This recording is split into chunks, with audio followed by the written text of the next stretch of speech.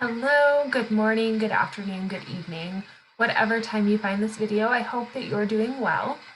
Today I wanted to do something a little bit different. Ordinarily I do a little bit longer meditation. Today I'm almost going to flip it. So I'm going to spend more time explaining kind of what it means and ways that you can apply these practices outside of just this video.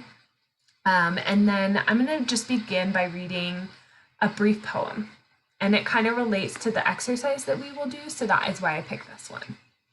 So it begins by saying, one of the most difficult things for us to accept is that there is no realm where there's only happiness and there's no suffering. This doesn't mean that we should despair. Suffering can be transformed. And so I felt like that was really important, particularly just in the times that we're in. There's a lot of stress, there's a lot of chaos, there's a lot of unknowns.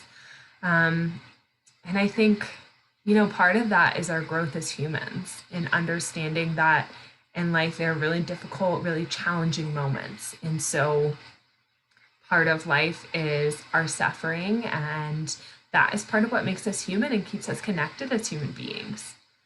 So I want to move on to the meditation I was talking about. And so it's very, very brief. It is a meditation to be kind to yourself. So we're going to do kind of 3 steps, and then I'll have another poem to explain and go through. So I want you to begin by settling in and closing your eyes or placing a gentle gaze down towards the floor or towards your feet. And I want you to just take a few deep breaths to kind of find your ground and settle in.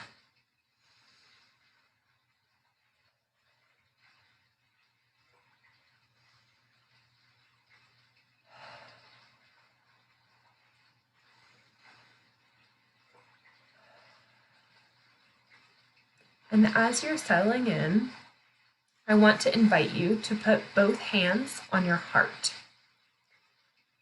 And if you don't want to put your hands on your heart, you can do your belly or your face. Anything that feels soothing and comforting is our goal.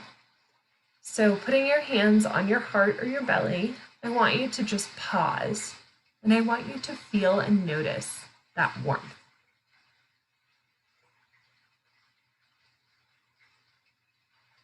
And as you're noticing that warmth, I want you to breathe deeply in and out.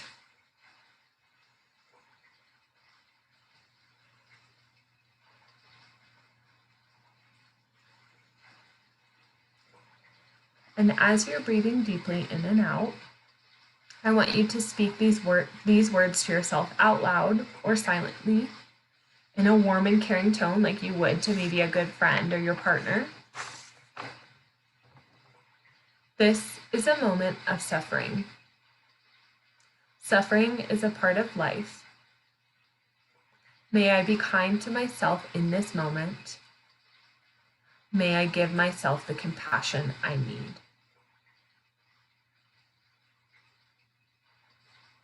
So in sitting with that, in the first phrase, this is a moment of suffering, it's designed to bring mindfulness to the fact that you're in pain.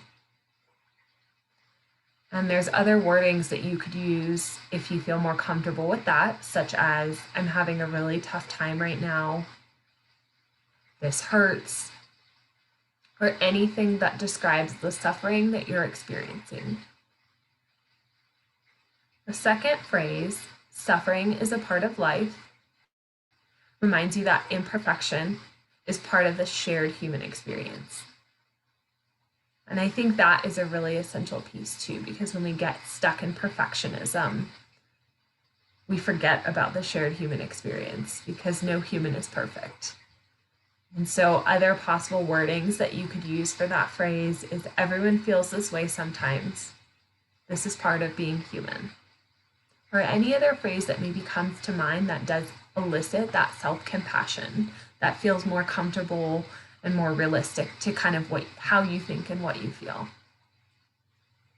The third phrase, may I be kind to myself in this moment, helps bring a sense of caring concern to your present moment experience. Other possible wordings are, may I love and support myself right now, or may I accept myself as I am. That's really powerful, right? May I accept myself as I am, without judgment, without criticism, just perfectly imperfect as a human.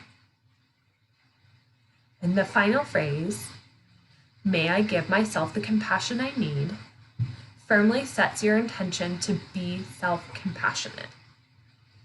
And you may use other words such as, may I remember that I am worthy of compassion, or may I give myself the same compassion I would give to a good friend. And I think that's really helpful because oftentimes the inner critic that we have in our head, or that running voice that we have in our head, when we say it out loud, we hear how harsh it is.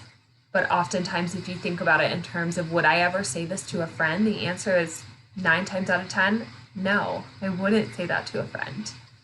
And so part of this exercise is raising that awareness of, if I wouldn't talk to my friend this way, why would I talk to myself this way? So, for this exercise, really just find the wording for these 4 phrases that are most comfortable for you and memorize them.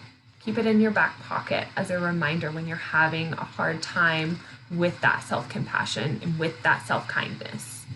And next time you're kind of having a difficult experience or you're judging yourself, you can use these phrases as a way of reminding yourself to be self-compassionate. And this practice is a really handy tool to soothe and really calm our troubled state of mind when we're struggling and having a rough time. So I hope that you have enjoyed this video, and I hope that these practices have been helpful. And I will see you all next week. Have a great week.